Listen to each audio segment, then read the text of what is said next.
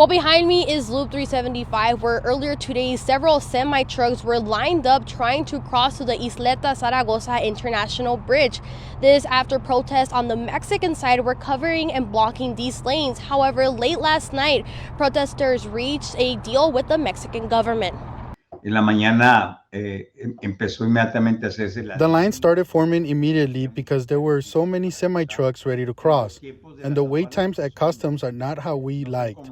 They have to do their revisions in the afternoon, and that's how the lines got so long. Several semi-trucks lined up to cross into Mexico after days of protests from Mexican farmers and truck drivers demanding better conditions across different ports of entry along the U.S.-Mexico border. Manuel Sotelo is the director of Flete Sotelo, a transportation company based out of Ciudad Juárez and has clients in the U.S. He says the backlog built up over the last few days. El bloqueo que ellos empezaron el lunes. The blockages that started on Monday, and some loads were able to cross in the morning, but over 4,000 loads were not able to cross, another 2,000 on each side.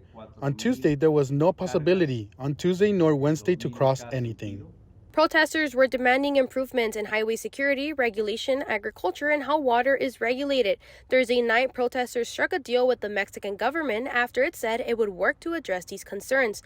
On Monday, Mexican President Claudia Sheinbaum spoke on the issue. Nosotros encabezamos una que es el agua es un derecho humano. We are leading the initiative, which is water. It's a human right. Secondly, it's a national resource that must be managed and used to ensure that all Mexicans have access to water. Sotelo says that about 20,000 truck drivers were stalled on the Mexican side, and it's costing hundreds of thousands of dollars in undelivered merchandise. Entonces somos una región netamente exportadora. We are a region that relies heavily on exports. 75% of what comes through Juárez and El Paso goes into other parts of the world. A lot of it leaves from Juárez. It's what we do as region. Juárez, El Paso, and Las Cruces is a highly industrialized area. Sotelo does say that customs and border protections on both sides of the border are extending hours for commercial lanes to help alleviate some of that backlog. For now, reporting from the Lower Valley, Melissa Herrera, KFOX 14 News at 9.